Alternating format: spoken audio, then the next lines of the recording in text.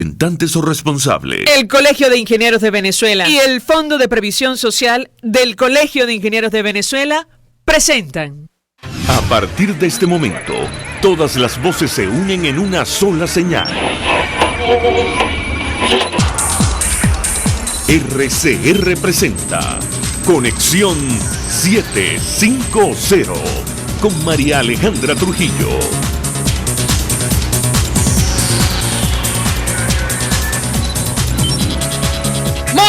Amigos de Radio Caracas Radio, lo mejor de este lunes 22 de abril del año 2019. Todo el equipo que trabaja para ustedes a partir de esta hora los saluda. Variada y abundante información que compartir y analizar, como es costumbre, la tarde de hoy. Un sismo de magnitud 5.7 sacudió México, según reporte del Sismológico Nacional Mexicano, información a la cual haremos seguimiento a lo largo de la tarde. En nuestro país continúa el cerco, a propósito de lo que está ocurriendo en nuestro país, continúa el cerco de Estados Unidos a los aliados internacionales de Nicolás Maduro. Hoy le tocó el turno a Irán, que en palabras del secretario de Estado Mike Pompeo tiene un papel de protección que representa una amenaza. El gobierno norteamericano anunció este lunes el fin de las exenciones para la compra de petróleo iraní, con el objetivo de reducir a cero las exportaciones de Teherán.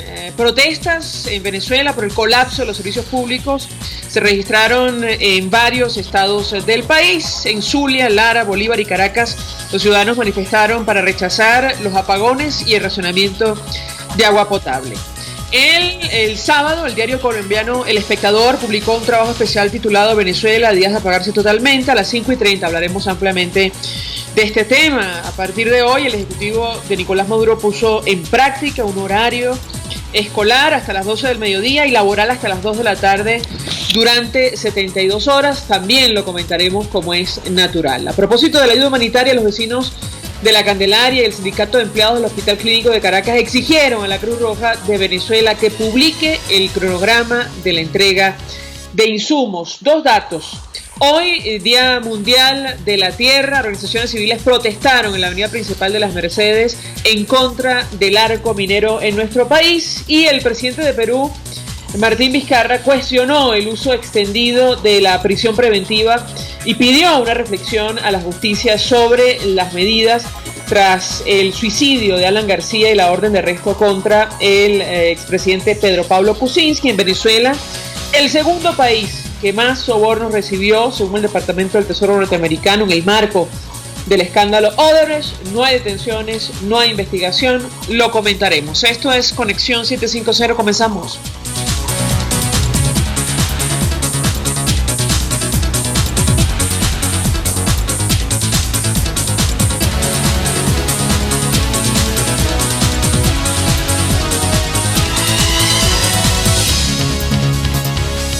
¿Qué está pasando en este país? Y a propósito del escándalo Odebrecht, uno de los portales que mayor cobertura ha hecho de este tema en nuestro país, sin duda alguna, es Armando.info. Nos acompaña a partir de esta hora Joseph Polizuk, periodista, coeditor, fundador de este portal. 1.000.000 de gracias por atendernos. Buenas tardes. Alejandra, buenas tardes. Gracias a ti. Pues mucho interés, Joseph, de conocer la información que puedas compartir con nosotros acerca de este escándalo. Decíamos al inicio que llama la atención que Venezuela, que fue el país, el segundo que más sobornos recibió después de Brasil, según el Departamento del Tesoro norteamericano, no existan detenciones, no existe investigación, amén de la causa del Tribunal Supremo de Justicia en el exilio. Quisiera tu comentario inicial, te escuchamos.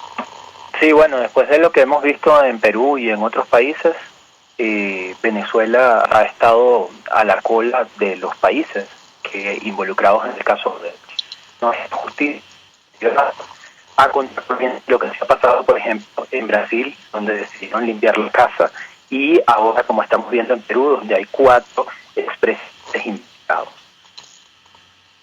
Ahora, llama la atención, José, tomando en cuenta la cantidad de pruebas que hay en torno a este escándalo, que en Venezuela no ocurre absolutamente nada. Quisiera tu comentario sobre los hallazgos que ustedes han conseguido a lo largo de los años en el marco de la actividad de esta constructora brasileña en Venezuela. Te escuchamos.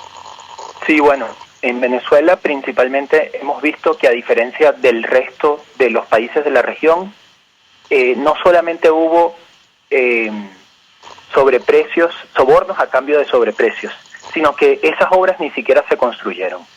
Financiaron campañas, los de Odebrecht, tanto campañas políticas, tanto de la oposición como del gobierno. Y en este caso, no solamente podemos hablar de corrupción económica. Hay uno de los casos emblemáticos que explican el caso Odebrecht, está en Venezuela. Es falsa la idea de que Venezuela entró al Mercosur gracias al lobby del chavismo, del expresidente Chávez, del expresidente Lula. Fue más bien un caballo de Troya, fue más bien la corrupción de Odebrecht la que se metió en el Congreso brasileño para poder pagar, porque eso fue lo que pasó, pagar para que Venezuela entrara en el Mercosur. Es curioso que lo menciones, Joseph, es decir, el impacto y quienes estuvieron detrás, porque recientemente habrás leído la reacción de Andrés Manuel López Obrador, el presidente de México, tratando de vincular la actividad de esta empresa, incluso el suicidio de Alan García, con el neoliberalismo, y en la práctica, bueno, fue todo lo contrario. Tú me corregirás si me equivoco, te escuchamos. Bueno, el caso Odebrecht está muy ligado a el Partido de los Trabajadores y a Lula, y es así como empiezan a descubrir que el partido de gobierno entonces de Brasil tenía cuotas en esta repartición de sobornos a cambio de sobreprecios. Pero también hay que decir que Odebrecht no discriminó en ideología. Esto no es un problema de izquierda o de derecha, es un problema de corrupción. Y aquí también están implicados gobiernos como por ejemplo en Panamá el de Martinelli, incluso en Perú hubo varios gobiernos de derecha, así que el problema no es ideológico, el problema es lo corrompidos que estamos. Ahora hay una cosa importante, ya que, bueno, tristemente el suicidio del expresidente Alan García pone el tema en agenda. Alan García se toma la vida pocos días antes de que el representante de Odebrecht en Perú, Jorge Barata, fuera llamado nuevamente por la justicia brasileña para que declarara lo que ya se había demostrado, que había dado falsos testimonios o por lo menos medias verdades. Aquí hay un asunto muy importante, y es que Eusenando Acevedo, el representante de Odebrecht en Venezuela, en armando.info, yo los invito a que consulten la página, hemos demostrado que él también ha mentido y ha dejado de decir verdades, como por ejemplo, él involucra a un señor llamado Héctor Daher, venezolano, en la repartición del dinero, pero resulta que Héctor Daher también fue socio de él y encontramos que en cuentas en Suiza comparten fortunas. Sería bueno que, si no las autoridades venezolanas, las autoridades brasileñas llamen a capítulo a este personaje para explicar cómo él tiene dinero y cuál era su sociedad con Héctor Daher. Joseph, tú has mencionado varios temas. Te preguntaría sobre las cantidades, porque revisando información, bueno, a propósito, evidentemente, de Alan García, bueno, distintas páginas de opinión en ese país hablan de sumas que superarían los 45 millones de dólares inicialmente, casos comprobados. Si lo comparamos con Venezuela, estamos hablando de, bueno, de una diferencia que se pierde de vista. Solo en el expediente del Tribunal Supremo de Justicia del Exilio se habla de 35 mil millones de dólares. Quisiera tu comentario también en torno a este tema. Sí, eso es lo cuantificable. A ver, se habla de que Venezuela, como lo decías al principio, es el segundo país con mayor sobornos, porque lo que declaró Odebrecht en Estados Unidos son 98 millones de dólares. Pero estamos seguros que es mucho más, porque hay más de 25 mil millones de dólares contratados con Odebrecht. El Tribunal Supremo en el Exilio habla de un poco más, pero además esto fue pagado con dólares preferenciales, de manera que es mucho más. María Alejandra, es incuantificable, yo creo, el caso Odebrecht en Venezuela, pero peor aún, cuando nosotros vemos las dimensiones de la corrupción en Perú, y por la que incluso un presidente se toma la vida, no es nada en comparación a la venezolana. Pero además, cuando vemos los casos de Cadivi, cuando vemos los 1.200 millones de dólares de en Estados Unidos de PDVSA, en el Tribunal del Sur de la Florida, empezamos a ver que lo de Odebrecht ni siquiera es nuestro gran caso de corrupción. Bueno, ya no es nuevo advertir sobre la gran sangría de divisas que se desaprovecharon en Venezuela. Claro, el drama nuestro es que, entre otras cosas, las evidencias están a lo largo y ancho del territorio nacional, y hablo concretamente de obras inconclusas que en este momento serían tan necesarias como la hidroeléctrica de Tocoma, por ejemplo, se me viene a la cabeza. En un informe de Transparencia Venezuela, de más de 30 obras, solo se concluyeron 9. Quisiera tu comentario en torno a este tema, porque insisto, creo que la evidencia está allí, en ruinas, pero continúa en territorio nacional. Te escuchamos. Sí, totalmente. Allí están nuestros elefantes blancos. La central hidroeléctrica de Tocoma ocupa un gran capítulo en esta historia, porque otro gallo cantaría si existiera. No tendríamos los apagones que tendríamos hoy en día. Pero aquí es bueno recordar que cuando el fiscal Tarek William Saab asumió su cargo, o pasó por el umbral de la puerta de la fiscalía, él dijo que no iba a investigar el caso Odebrecht porque él no iba a caer en elucubraciones. No me acuerdo la palabra textual, pero eso era lo que quería decir. Y no se tratan de elucubraciones. Si hubiera voluntad política, se le pedirían las pruebas a Brasil. No son chismes, habló de chismes. No son chismes, son testimonios judicializados en el Tribunal Supremo de Brasil. Ahora, tú mencionabas, Joseph, y de esto hemos hablado contigo en otras oportunidades, que efectivamente, como ocurrió en Perú, de hecho, Keiko Fujimori está detenida, y en otros países de la región, esta empresa financió al gobierno de turno, pero también a la oposición, y ellos tenían un esquema, bueno, previendo mantener sus intereses en cada una de estas naciones, pasara lo que pasara en las elecciones. Quisiera tu comentario al respecto, porque se ha abierto toda una discusión en torno a líderes de oposición que están representados en la Asamblea Nacional hoy día, que habrían recibido algún tipo de beneficio, cosa que, por cierto, han negado. ¿Qué puedes comentarnos? Sí, bueno, los testimonios y las pruebas vienen del Poder Judicial de Brasil, como te lo digo, y están documentadas. Y hay un testimonio de Marcelo Odebrecht muy elocuente, en el que, justamente con el caso de Keiko Fujimori, él confesó en tribunales que en Perú habían aplicado la misma receta de Venezuela, en donde se había financiado a oposición y gobierno. Y entendamos una cosa, yo me acuerdo que cuando publicamos esto fue muy polémico, mucha gente en la oposición nos vio mal, pero esto es lógico. O sea, en toda América Latina se aseguraron sus contratos, por decirlo de alguna forma, con Dios y con el diablo. Entonces, Venezuela, a pesar de nuestra coyuntura, no era mejor ni peor. No somos marcianos. De manera que Odebrecht también, y eso está documentado, financió varias campañas presidenciales, tanto de la oposición como del gobierno, y también varios candidatos a gobernadores y alcaldes. La información cierta que tú manejas, Joseph, concretamente, porque esto probablemente tendrá que ser investigado en algún momento.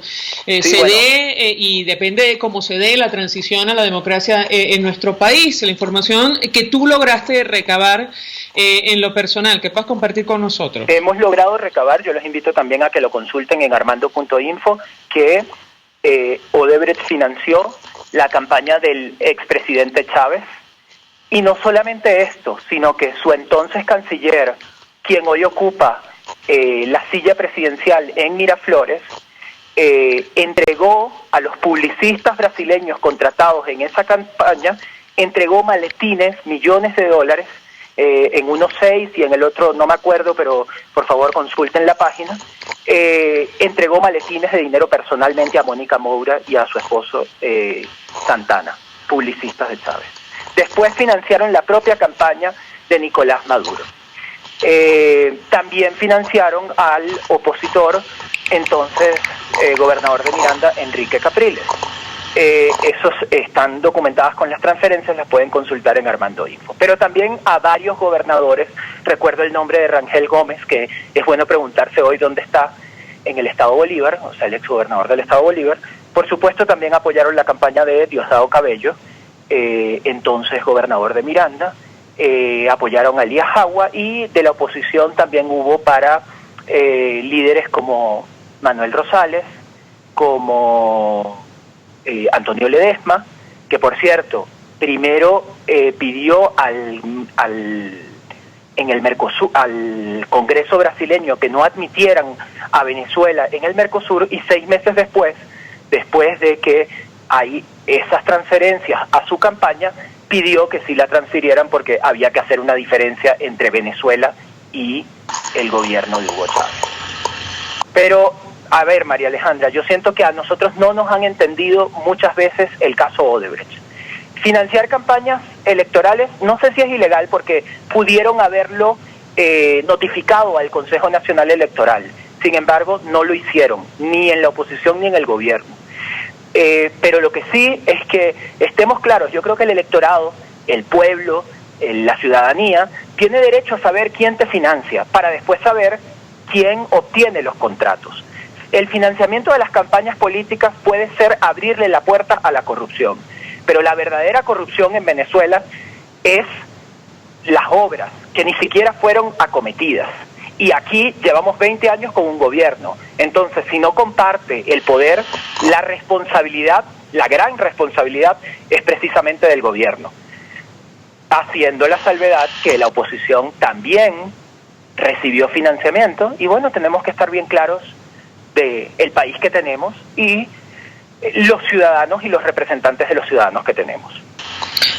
Ahora, Joseph, tú dices que probablemente Odebrecht no es el escándalo más grande de corrupción en nuestro país. Ciertamente, cuando conozcamos el entramado alrededor de Petróleos de Venezuela, seguramente los montos serán mucho mayores. Sin embargo, si en el caso de Perú hay 4 expresidentes, uno que ha fallecido porque se quitó la vida, otro detenido, solicitado en el exterior, hay una candidata a la presidencia detenida, investigada, y tantos dirigentes en un caso donde manejaron, que se conozca, $45 millones.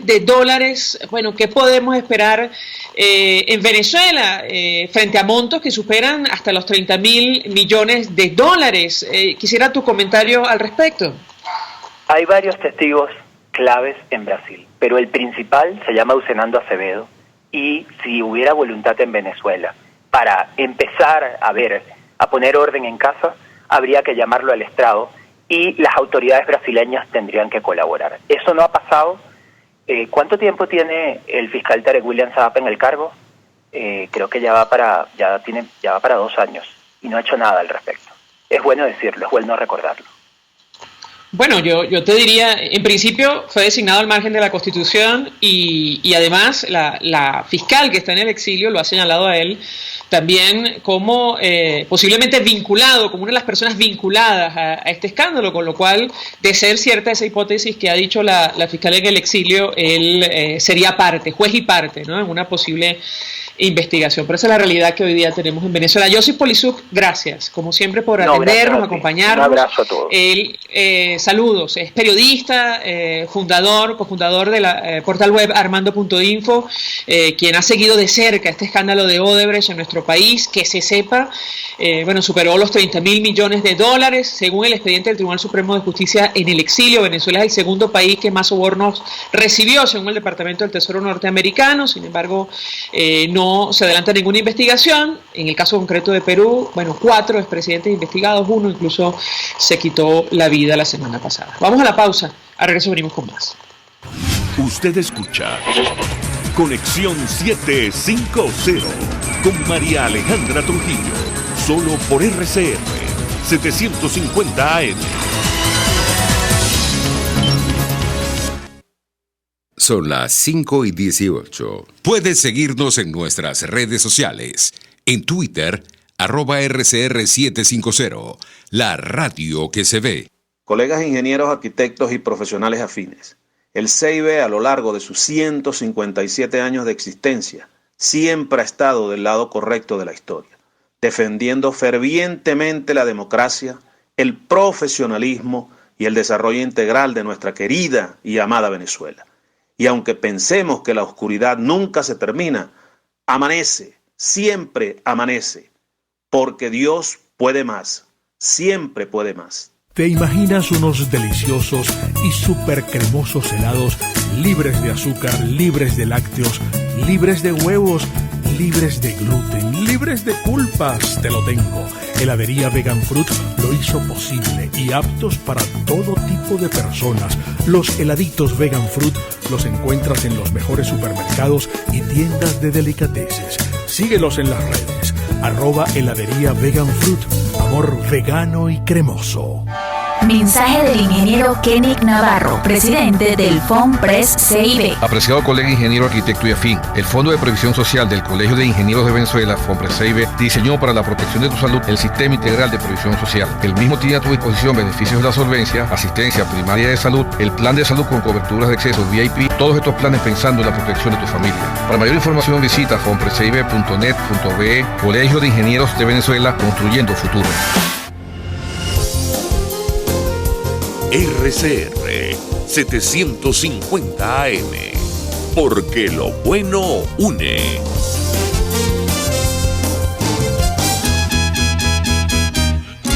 Una ventana para las propuestas y denuncias de las comunidades populares de Venezuela. Evelyn Martínez y la red de ciudadanos llegan debatiendo problemas y promoviendo soluciones. Es el Radar de los Barrios. Por la autonomía de los movimientos sociales que no pueden ser complementos de partidos o gobiernos. El Radar de los Barrios, de lunes a viernes, a partir de las 10 de la mañana, por RCR 750 AM. El poder de la comunicación en tus manos. Conexión 750 con María Alejandra Trujillo. Solo por RCR 750 AM. Continuamos, amigos, en Conexión 750. Se acerca el 1 de mayo, Día del Trabajador. Se ha convocado a la marcha más grande de la historia para protestar por las situaciones, la situación laboral en nuestro país. En general, decía el presidente encargado, solicitar el fin definitivo de la usurpación. Sin embargo, en este estado de cosas se anuncia un incremento otra vez del salario mínimo sin la discusión previa con trabajadores o incluso con empleados. Para hablar acerca de este tema, saludamos en línea telefónica a María Carolina Oscategui, presidenta de Consecomercio. 1 millón de gracias por atendernos. Buenas tardes. Buenas tardes, María Alejandra. Gracias a ustedes por invitarme. Pues mucho interés de conocer su opinión y en principio su reacción ante lo que se espera este próximo incremento de salario mínimo en estas condiciones y en pleno proceso hiperinflacionario. Lo hemos conversado en otras oportunidades, no hay salario que alcance, pero el impacto que esto podría tener, ¿cuál es la expectativa que ustedes tienen? La escuchamos. Realmente seguir aplicando la misma fórmula, y lo hemos dicho siempre, pues vamos a seguir obteniendo los mismos resultados. Un incremento salarial que no viene acompañado por un programa de estímulo a la producción va a ser un incremento salarial inflacionario, y no importa de cuánto sea el monto, el problema sigue siendo que esa depreciación, esa devaluación que está teniendo nuestra moneda de manera constante va a hacer que ganes 100, ganes 200, ganes 1 millón de bolívares, no vas a poder cubrir tus necesidades elementales porque no hay producción suficiente para realmente detener la inflación. Por otra parte, se anuncia un incremento salarial que todo parece indicar que va a ser significativo, y necesariamente significativo, por más está decirlo. Nosotros como empresarios, por supuesto, lo que más anhelamos son usuarios con capacidad de compra, que lamentablemente ahorita no existen. La gente está apenas cubriendo sus necesidades más elementales. Entonces, se anuncia un incremento salarial en medio de un caos de país, en el cual nosotros no sabemos cuántos días vamos a operar de aquí al 1 de mayo, en qué condiciones vamos a tener medios de pago para poder operar tranquilamente, cómo va a seguir comportándose la tasa de cambio, qué va a pasar con las reglas de juego que siguen siendo poco claras, porque por ejemplo tenemos una Gaceta Oficial que anuncia que va a haber un horario especial de trabajo por 30 días y ayer el ministro anuncia que lo van a extender solo hasta el martes, miércoles. Mira, siguen siendo incertidumbres que se suman a una situación económica ya bien compleja y bien depauperada. En el caso concreto de los empresarios que han resultado afectados por los apagones, y pienso ahora mismo en el estado Zulia, ¿cómo afrontar un incremento de salario mínimo que, como dice usted, se espera sea importante? La escuchamos. Mira, en el mes de marzo apenas tuvimos 9 días hábiles de trabajo en el mejor de los casos.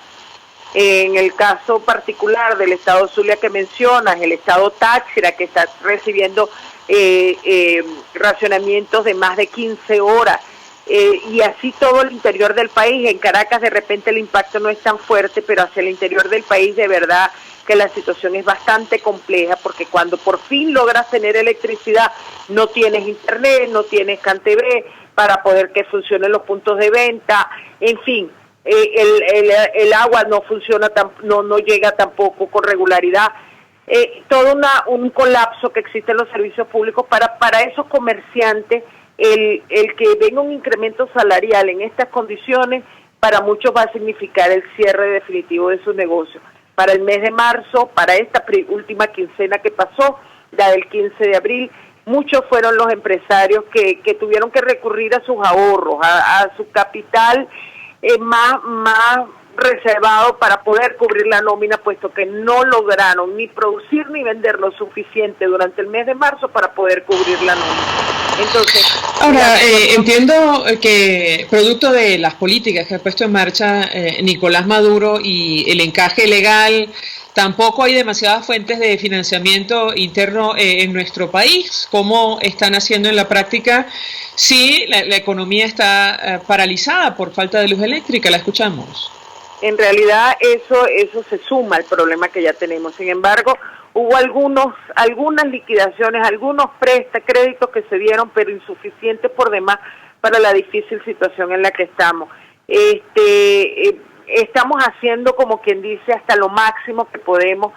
Yo hoy he hecho un símil entre lo que el comerciante venezolano vive día tras día con aquella película de La vida es bella, en la que el padre trataba de pintarle un panorama diferente a su hijo a pesar de las terribles circunstancias que estaban viviendo. Bueno, eso es mucho lo que hace el comerciante venezolano, trata de pintarse un panorama diferente, pero la realidad es que cada vez la situación se convierte en algo más complejo, más complicado, y tenemos el anuncio el día de hoy de el primer mall de la ciudad de Maracaibo cierra sus puertas, cientos de comercios que cierran, que indefinidamente, miles de empleos que se pierden allí. Lo mismo ocurre con un sexagenario hotel emblemático por demás del estado Nueva Esparta, que también luego de 60 años operando cierra sus puertas, dejando también sin empleo a muchos trabajadores, muchas familias que de allí dependían, y elevando, y ahí entendemos la justificación de que algunos organismos internacionales que llevan las estadísticas venezolanas más fehacientes de lo que se lleva aquí, hablan de que ya en Venezuela estamos manejando un 44% de desempleo formal.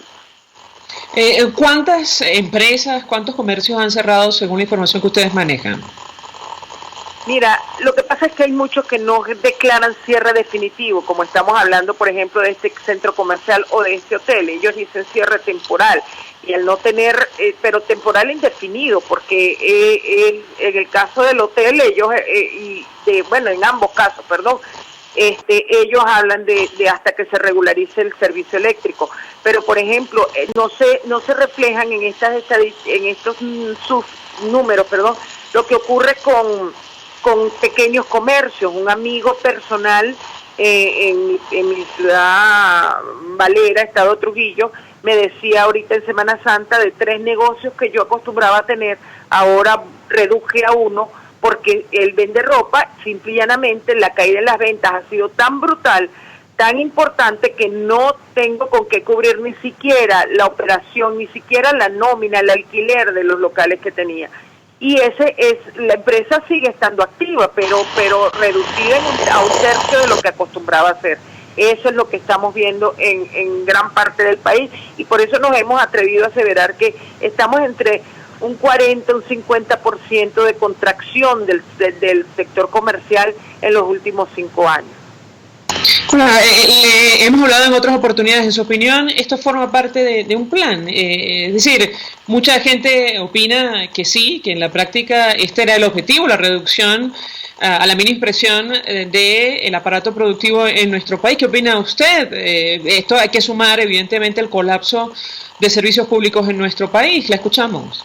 Cuesta creer que alguien pueda tener ese nivel de deseo de destrucción de un país que llegó a ser prácticamente el país más rico de Latinoamérica y que de mayor progreso, de mayor crecimiento, y hoy en día estamos en esta situación disputándonos con Haití el último puesto en lugares de pobreza en Latinoamérica. Sin embargo, creo que ha habido concepciones erradas, el ver al empresario como el enemigo y no como parte importante, pieza fundamental del desarrollo del país, ha sido una de esas concepciones equivocadas. El no entender que conversando, reuniéndonos, restableciendo el diálogo social de trabajadores, empleadores y Estado, como vamos a encontrar más soluciones. El no entender que ningún país bajo un esquema de controles puede salir adelante, sino por el contrario, está completamente demostrado que es la libertad, el tener una demanda satisfecha por una oferta suficiente, lo que realmente estabiliza los precios en cualquier economía.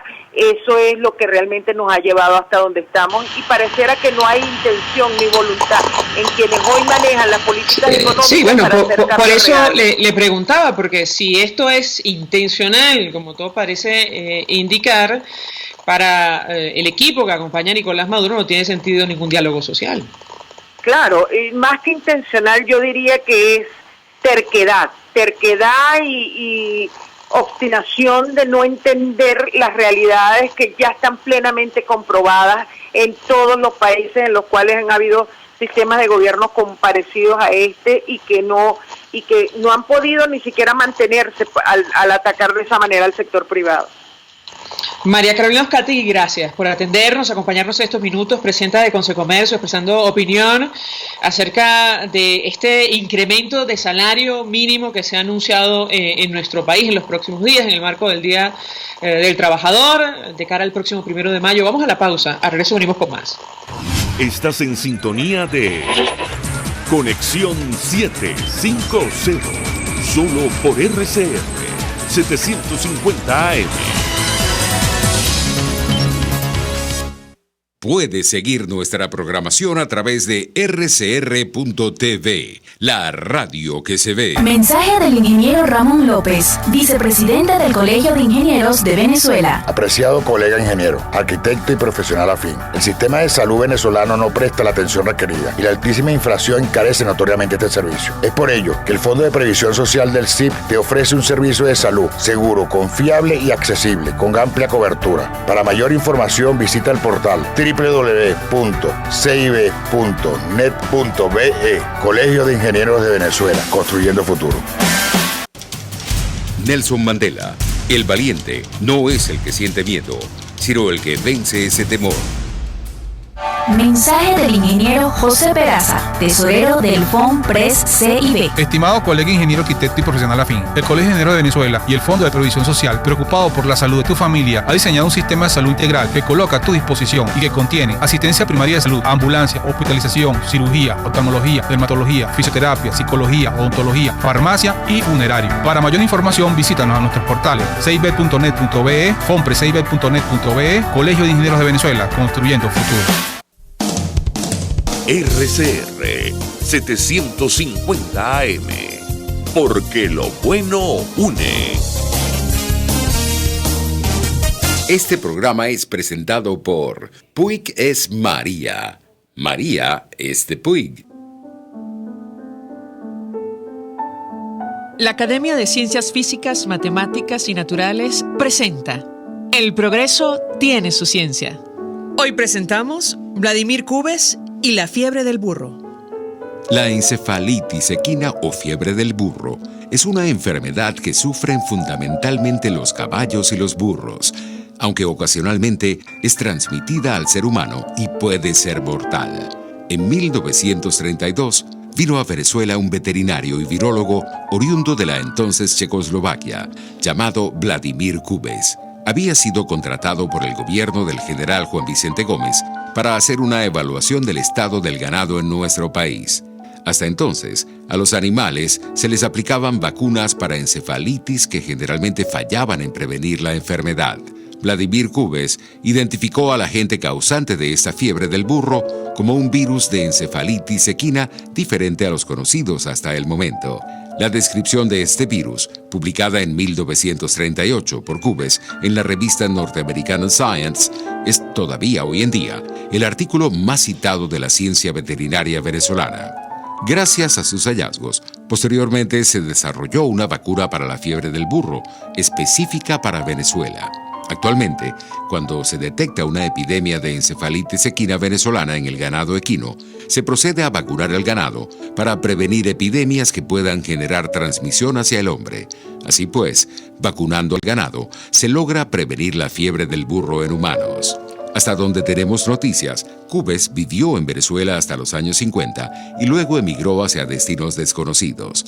No obstante, su tránsito por nuestro país dejó una huella en la ciencia veterinaria venezolana. El progreso tiene su ciencia. La Academia de Ciencias Físicas, Matemáticas y Naturales presentó El progreso tiene su ciencia. Cuando cierras los ojos y viajas en el tiempo. Cuando el sabor te transporta a otro lugar. Cuando el olor te hace recordar momentos únicos. Esa es María Puig, una galleta que es un pedacito de tu historia. María Puig, una galleta que endulza tu vida. María Puig, una galleta que te ha acompañado por más de 100 años. Puig es María. María es de Puig. Este programa fue presentado por Puig es María. María es de Puig. RCR 750 AM. Porque lo bueno une.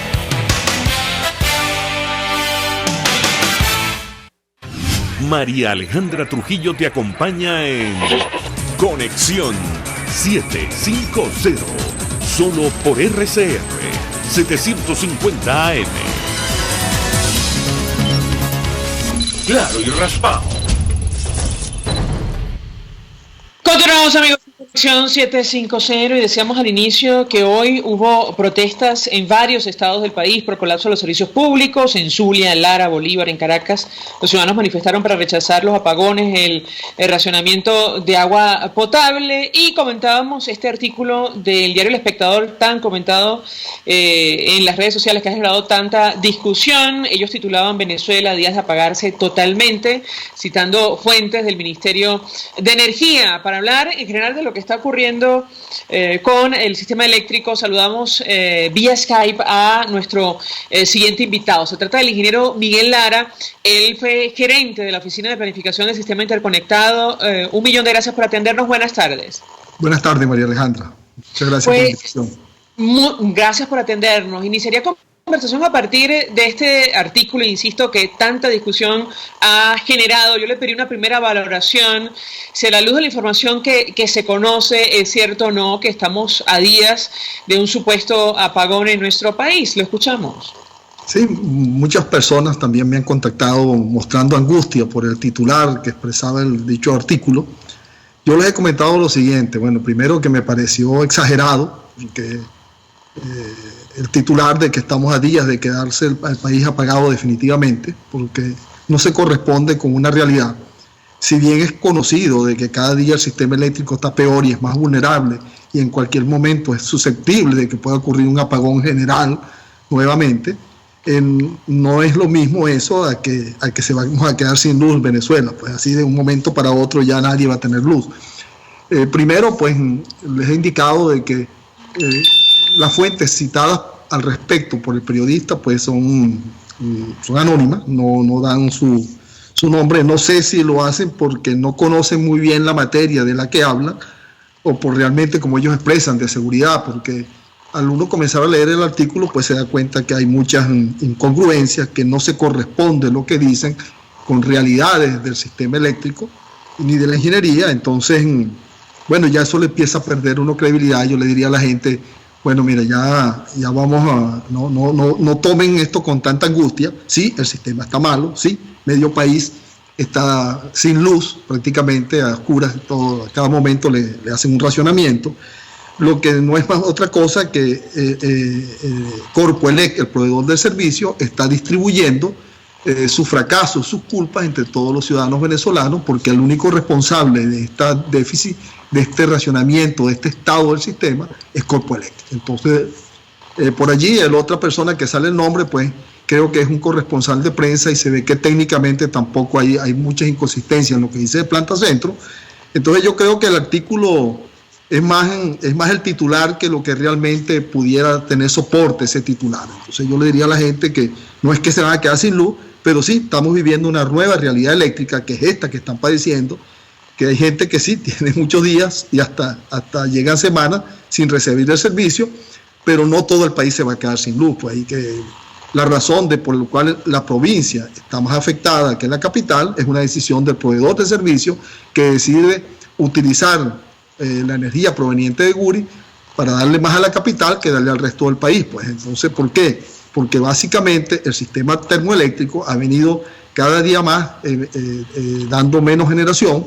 En el sur ya está en valores, me decía un invitado suyo frecuente con quien estaba hablando esta mañana, el ingeniero José Aguilar, que ha retrocedido a la época de los años 69, hace 50 años Maracaibo tenía más generación que la que tiene hoy. Entonces eso le da una idea de cómo se ha deteriorado el sistema eléctrico venezolano. Y básicamente está sobreviviendo del Guri, donde sí está muy golpeado, tanto en su capacidad de generación, que tiene niveles de indisponibilidad nunca visto antes en Guri, y además de que varios equipos resultaron averiados por falta de mantenimiento unos y otros por malas maniobras al restablecimiento del apagón del 7 de marzo, lo cual constituye la nueva realidad eléctrica, que es que el país ahora tiene un racionamiento continuado, un apagón continuado, pero que no es total, sino que se va distribuyendo según vaya decidiendo el prestador de servicio Corpoelec, en este caso. Ahora, varias precisiones, ingeniero, a la luz de lo que usted comparte con nosotros. El artículo habla de un tema al cual se ha referido el presidente encargado y presidente de la Asamblea Nacional, que tiene que ver con los proveedores de repuestos para el sistema eléctrico venezolano. Él menciona a países como Estados Unidos, Alemania y Austria, que estarían negados a colaborar, sobre todo por el manejo de las finanzas y las deudas de la administración de Nicolás Maduro, en el caso concreto del sistema eléctrico en nuestro país. Yo quisiera su comentario en torno a este tema. Bueno, más que países, recuerden, son empresas que tradicionalmente han sido empresas de esos países que han provisto estos equipos a quienes se les compraron mediante licitaciones públicas estos equipos, y esas empresas han dejado de trabajar con Corpoelec por el incumplimiento de las mismas, no les paga, les pide sobornos, y entonces las empresas serias pues se retiran y no siguen trabajando. Y seguramente para poder restablecer o quieren otro equipo, otra gente con quien conversar, o requieren que les pongan sus deudas al día, pues y tendrán otras condiciones para poder suministrar. De paso, estos son equipos que no se suministran de la noche a la mañana, todos obedecen a especificaciones técnicas bien determinadas, donde no es que los tienen, los fabricantes los tienen así en stock para yo te lo despacho por su capacidad, por su poco uso, ellos se hacen a pedido. Y adicionalmente que la empresa, en este caso Edelca, anteriormente y ahora Corpoelec, esos equipos tenían sus fases de repuesto en todas las subestaciones, y es la que permitía esa fase de repuesto sacar una. En Guri habían 10 fases, son 9 que están operativas y una que siempre va rotándose a medida que se va haciendo mantenimiento a las otras. Entonces, lo que pasa es que las 9 se dañaron y las de repuesto también. Entonces, dejaron llegar a una condición extrema que es insostenible, y bueno, entonces ahora tienen que comprar fases nuevas y tienes tiempo para pedirlo. Por eso es que no tienen definido que si duras 30, 60, 90, un año el racionamiento, porque no saben cuánto es el tiempo que les puede tomar esta situación deficitaria que ellos mismos han ocasionado. También menciona, ingeniero, este artículo el interés, en teoría, de los gobiernos de Rusia y China en colaborar, pero la imposibilidad porque sencillamente la tecnología no coincide con el sistema que está instalado en nuestro país. ¿Qué diría usted en torno a una hipótesis de esta naturaleza? Es cierto, sí, la tecnología rusa no produce este tipo de equipos. Quizás la tecnología china sí, ellos han adquirido y tienen plantas donde los pueden producir, pero bueno, no sé si estarán en disposición del gobierno chino de seguir ayudando, seguir endeudándose con Corpoelec, que ya ha demostrado que le han dado mucho dinero y no ha respondido, no paga, no sé si está enviando el combustible, que es la contraparte para pagar estos préstamos chinos. Entonces, realmente la tecnología hay en el mundo, pero tiene que haber la contraparte seria que pueda decir, yo la pido y yo la pago y le pongo plazo y vamos a poder realizar un trabajo ordenado en conjunto. Eso no está en posibilidad de hacerlo la Corpoelec actual. Sobre lo que está ocurriendo en el estado Zulia, francamente vivimos una situación en Venezuela, yo le diría que apocalíptica, es decir, más de 10, incluso 24 horas sin luz en una entidad con 40 grados de temperatura promedio.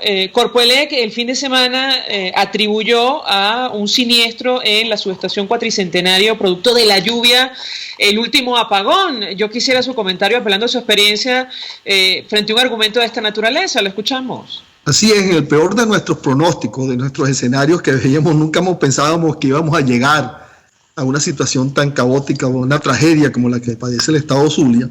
Efectivamente, cuando los transformadores empiezan a tener este tipo de fallas por las lluvias iniciales, lo que denota es que a la falta de mantenimiento, que todo el mundo sabe que existe, porque no han lavado los equipos y las primeras lluvias hacen que ocurran estas fallas.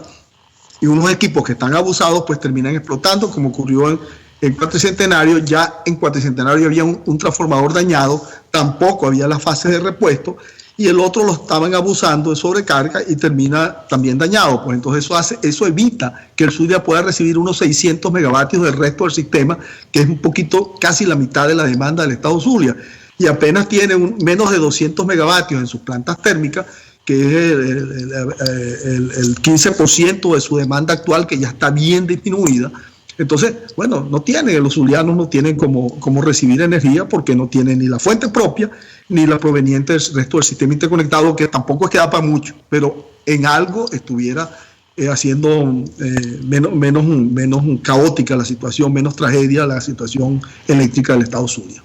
¿Qué podemos esperar para los próximos días, ingeniero? La última vez que conversamos, le planteamos este plan de racionamiento que en la práctica, como usted habrá comprobado, no se ha puesto en marcha, no ha coincidido con la realidad. Lo que ha hecho el ejecutivo que acompaña a Nicolás Maduro es sencillamente paralizar el país, declarar días no laborables, reducir la jornada. ¿Qué podemos esperar a la luz de la información que se conoce? Lo escuchamos. Sí, bueno, primero quisiera aclarar que esto no es un plan de racionamiento, porque cuando usted establece un plan de racionamiento es porque conoce el déficit que tiene y tiene un tiempo y un monto estimado y programa cómo resolverlo. Aquí usted lo que tiene es uno como vaya viniendo, va yendo. O sea, dependiendo de la poquita o más generación o de los pocos o más equipos que se sigan dañando, pues esto se va a ir prolongando. Entonces, lo que la nueva normalidad eléctrica para todo el interior del país, mientras sigan dándole preferencia a la capital, es de que van a tener cortes muy prolongados, van a tener este racionamiento indefinido, y como siempre lo hemos dicho, pues esto solamente empezaría a cambiar, no es que se va a solventar de la noche a la mañana, pero eso necesita un cambio de gestión, porque este modelo de gestión es fallido en mantenimiento, es fallido en el manejo de los recursos que se le asignan, porque todos sabemos cómo es el despilfarro y la corrupción existente, es fallido en la capacidad de ejecución, es fallido en el conocimiento, porque cada día se le va más la gente, ahora los persigue, ahora la gente está secando a su familia, porque se quiere achacarle la culpa de lo que está ocurriendo a los trabajadores, que más bien están haciendo lo máximo que pueden y el temor de hacer maniobra, porque cualquier cosa que salga errada, que es muy factible, porque los equipos están deteriorados y abusados, entonces ellos son culpabilizados y son llevados a los organismos de seguridad Entonces, esta es una situación que solo va a empeorar. Y la única manera de empezar que puede esto pararse y empezar a revertirse, empieza por cambiar el modelo de gestión, que no es otro que cambiar el modelo político, porque el modelo de gestión es asociado al modelo político. Ellos fueron los que partidizaron la empresa, los que sacaron al conocimiento, lo expulsaron, los que acabaron con la cultura de mantenimiento y que no hacen tampoco las expansiones debidas ni oportunas, sino que van trayendo lo que sea negocio y cualquier cosa, parapeteando, como decimos, o pirateando, como decimos los ingenieros en nuestro lenguaje coloquial. Los que despilfarraron más de 100.000 millones de dólares, ingeniero, se dice fácil. Es fácil, pero es una fortuna. Con eso usted podía haber hecho 2 sistemas eléctricos iguales a los que tenía en el 98, que era uno de los sistemas eléctricos que tenía mejor calidad de servicio a nivel latinoamericano. Entonces hoy estamos en el peor de los sistemas eléctricos a nivel latinoamericano comparado con cualquier sistema, porque incluso Cuba ahora es que va a empezar otra vez, que había recuperado a racionar por la falta de combustible, pues entonces empezará a hacer un racionamiento porque no tiene la fuente en energía primaria para generar electricidad, pero sus máquinas sí están funcionando. Donde Venezuela dio préstamo o dio ayuda para comprar otros equipos, porque en préstamo no era porque no se han devuelto los dineros, donde regaló equipos, esos equipos funcionan, pero en Venezuela donde se costaron más y se instalaron, allí no funcionan.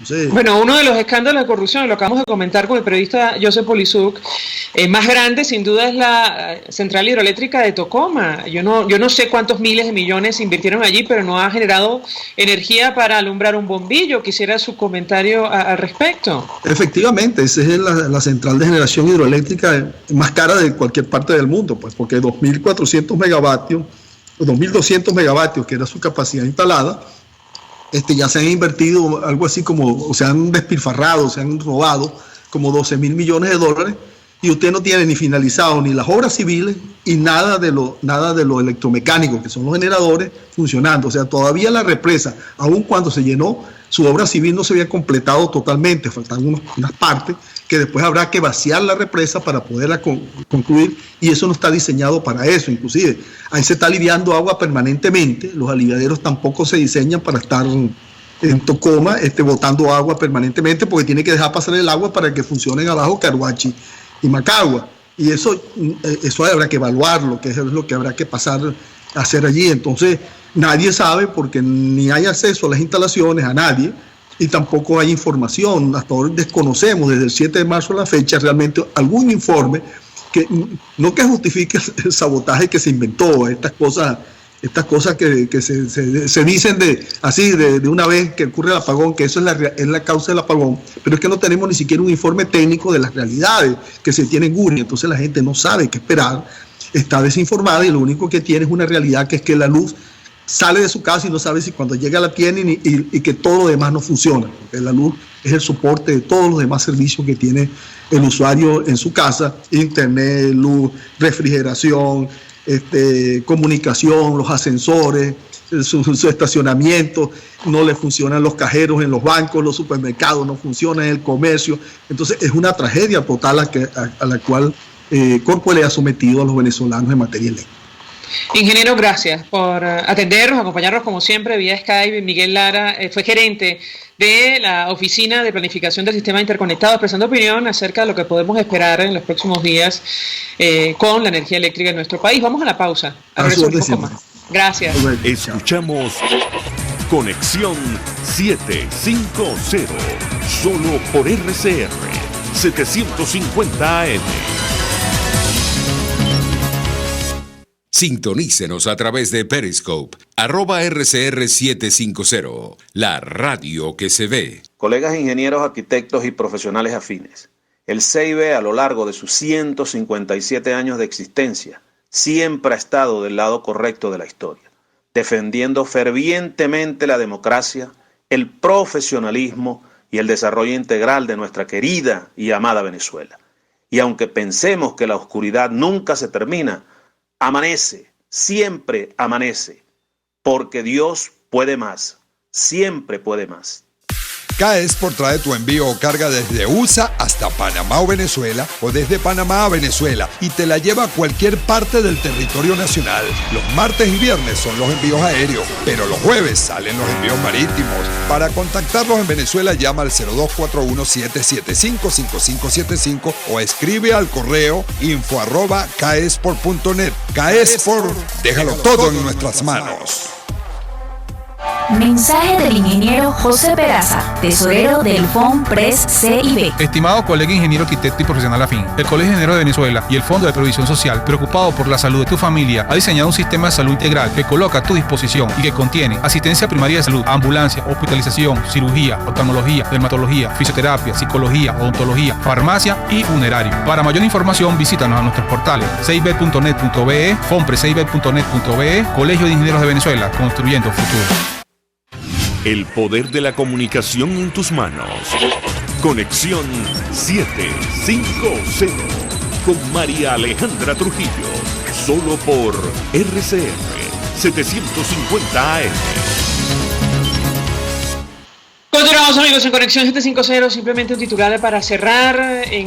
Probablemente la cadena de atentados más mortífera que se conozca en los últimos tiempos de Sri Lanka apunta a un grupo yihadista nacional como el responsable de los ataques del domingo de Pascua. Las autoridades creen que los terroristas contaron con la ayuda de una red internacional para perpetrar los atentados que han causado, atención, 290 muertos y al menos 500 heridos.